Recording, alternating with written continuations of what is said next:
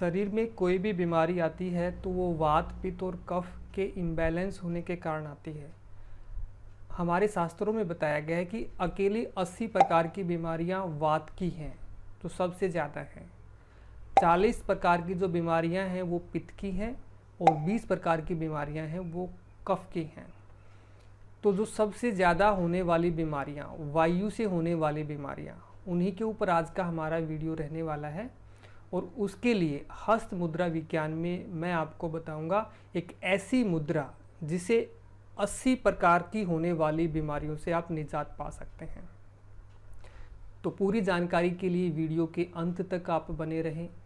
नमस्कार, मैं हूं डॉक्टर सुनील भारद्वाज और आपके अपने गुरुजी योगा चैनल में आप सभी का स्वागत है। अभिनंदन। तो आज हम बात करने वाले हैं हस्त मुद्रा विज्ञान में ऐसी मुद्रा की जिसे 80 प्रकार की बीमारियां ठीक होती हैं। तो वो 80 प्रकार की बीमारियां जो शरीर में वात को पैदा करती हैं, वायु को बढ़ाती हैं। पहले आप जानेंगे कि वायु से होने वाली बीमारियां कौन कौन सी हैं, फिर हम बात करेंगे वो मुद्रा जिससे ये सारी बीमारियां ठीक होती हैं। तो वायु से होने वाली बीमारियां, देखिए शरीर में जब भी वायु बढ़ेगी, वायु के बढ़ने से शरीर में दर्द पैदा होगा। तो जहाँ पर भी शरीर में दर्द हो रहा है तो समझे कि वो वात का रोग है, वो वायु का रोग है।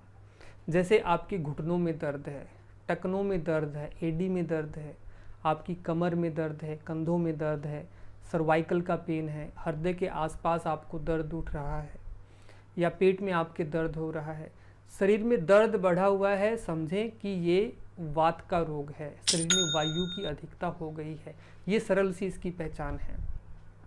तो शरीर में जब भी आपकी वायु बढ़ेगी तो वो दर्द पैदा करेगी। तो ऐसी मुद्रा की हम चर्चा करेंगे जिससे शरीर में वायु आपके ना बढ़े, वायु आपकी संतुलित रहे। तो लास्ट वीडियो में मैंने चर्चा की थी आपसे, ये जो हमारी चारों उंगलियां और जो अंगूठा होता है ये हर किसी तत्व को रिप्रेजेंट करता है। जो अंगूठा होता है ये अग्नि तत्व को रिप्रेजेंट करता है। पहली जो उंगली है ये वायु तत्व को, मध्यमा जो उंगली है ये आपकी आकाश तत्व को रिप्रेजेंट करती है और अनामिका है ये पृथ्वी तत्व को रिप्रेजेंट करती है। सबसे जो छोटे वाली है ये आपकी जल तत्व को रिप्रेजेंट करती है। तो जब भी किसी तत्व की कमी या अधिकता होती है तो शरीर के अंदर रोग उत्पन्न होते हैं। तो इन तत्वों को बैलेंस करने का एक सरल सा तरीका है जिसकी चर्चा हम इस पूरी सीरीज में करेंगे। आज हमारा ये दूसरा वीडियो है, आने वाले समय में आप और इससे रिलेटेड चीज़ें देखेंगे। तो जब भी शरीर में किसी तत्व को बैलेंस करना हो तो उस तत्व से रिलेटेड उंगली को अंगूठे से मिला दीजिए, वो बैलेंस हो जाएगा। ये बैलेंस इस प्रकार से वायु को बैलेंस करना है, आकाश को बैलेंस करना है, पृथ्वी को बैलेंस करना है और जल को बैलेंस करना है। इनसे होने वाली जो बीमारियां जो हैं वो हम आने वाली वीडियो में चर्चा करेंगे। आज सिर्फ वात रोगों की चर्चा इस वीडियो में हम कर रहे हैं। तो शरीर में लगता है कि जब भी वायु बढ़ी हुई है, बढ़ी हुई वायु को कम करना है तो उसका सरल तरीका है कि आप इस उंगली को अंगूठे के नीचे दबा दीजिए। अंगूठे के नीचे दबाने से जो बढ़ी हुई वायु है वो आपके नियंत्रण में आ जाएगी। इस प्रकार से दोनों हाथों से ये मुद्रा आप बनाएं, इसको वायु मुद्रा कहते हैं। तो जब भी वायु की अधिकता है आप अंगूठे से दबाएं, ठीक है। और अगर आपको लगता है कि किसी तत्व को बढ़ाना है, बढ़ाने के लिए अंगूठे को उस उंगली के मूल में लगा देंगे। अगर आपको वायु को बढ़ाना है तो अंगूठे को वायु के मूल में लगा दें। आकाश तत्व को बढ़ाना है तो आकाश के मूल में, पृथ्वी को बढ़ाना है तो पृथ्वी के मूल में, जल को बढ़ाना है तो जल के मूल में लगा देंगे। ऐसे लगाने से शरीर में उस तत्व की अधिकता होती है और इसको दबाने से उस तत्व की कमी होती है। इन सभी उंगलियों को आप अंगूठे से दबाते चले जाएंगे तो उस तत्व को ये की मात्रा को कम करता हुआ चला जाएगा। तो अगर आपको बैलेंस करना है तो आप इस प्रकार से दोनों टो को मिला दीजिए, सभी के टो को, पृथ्वी है ये जल है, इस प्रकार से ये बैलेंस आपके हो जाएंगे। बस आपको ये मालूम होना चाहिए कि इस तत्व की अधिकता से ये बीमारी होती है, इस तत्व की कमी से ये बीमारी होती है। तो उसी प्रकार से आप अपनी हाथों की मुद्राओं को बना करके अपने आप को स्वस्थ रख सकते हैं। तो आज हमारी चर्चा इसमें हो रही है वायु मुद्रा की। तो वायु से होने वाले जितने भी रोग हैं, वायु शरीर में बढ़ेगी। देखिए शरीर में जब भी वायु बढ़ती है, वायु बढ़ने से क्या होता है, शरीर में फैलेगी और जब भी वायु फैलेगी तो जहाँ इसको खाली स्थान मिलता है, खासकर जहाँ आपके ज्वाइंट होते हैं, तो ज्वाइंटों में पहुँचेगी। तो ज्वाइंटों में वायु जब भी बढ़ेगी तो क्या होता है, वहाँ पर साइनोवियल फ्लूइड होता है, ऑयल जिसको आप कह देते हैं, स्नेहक जिसको हम बोल देते हैं, तो उसको सुखा देती है। वायु की अधिकता स्नेहक को, आपके साइनोवियल फ्लूइड को सुखा देगी। सुखाने से क्या होता है, उनके बीच का गैप कम हो जाता है, और गैप कम होने से हड्डियां आपस में मिलती हैं, टकराती हैं, तो कभी घुटनों का दर्द आपका हो गया, कभी आपके टखनों का दर्द हो गया, कभी कंधों का दर्द हो गया, तो वो दर्द को बढ़ाएंगी। तो इस प्रकार से जब बढ़ी हुई जो वायु है उसको ऐसे आप नियंत्रित करेंगे तो वायु की अधिकता नहीं होगी, और वायु की अधिकता नहीं होगी तो शरीर में कहीं पर भी आपकी जो ज्वाइंट पेन की समस्या है, गठिए की जो समस्या है, उससे आपको राहत मिलेगी। आज के समय हम देखते हैं कि घुटनों की दर्द की समस्याएं बहुत ज़्यादा बढ़ रही हैं। क्यों बढ़ रही हैं? क्योंकि वायु कारक जो चीज़ें हैं वो हम ज़्यादा ले रहे हैं, हमारा घूमना फिरना जो है, मोमेंट है, वो कम हो गया है, एक्सरसाइज हम कम करते हैं, योग का अभ्यास हम कम करते हैं। अगर ये चीज़ें आपकी रूटीन में रहती हैं तो ये समस्याएं नहीं पैदा होती हैं आपके।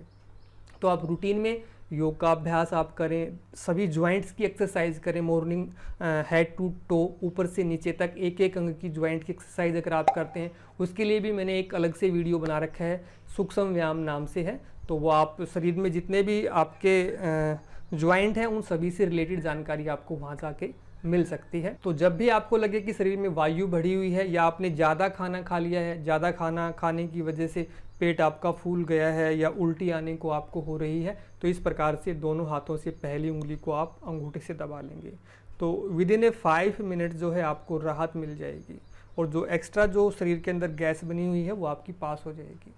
तो इस मुद्रा का अभ्यास आपको करना कैसे है? करने के लिए देखो, सबसे अच्छा समय होता है सुबह।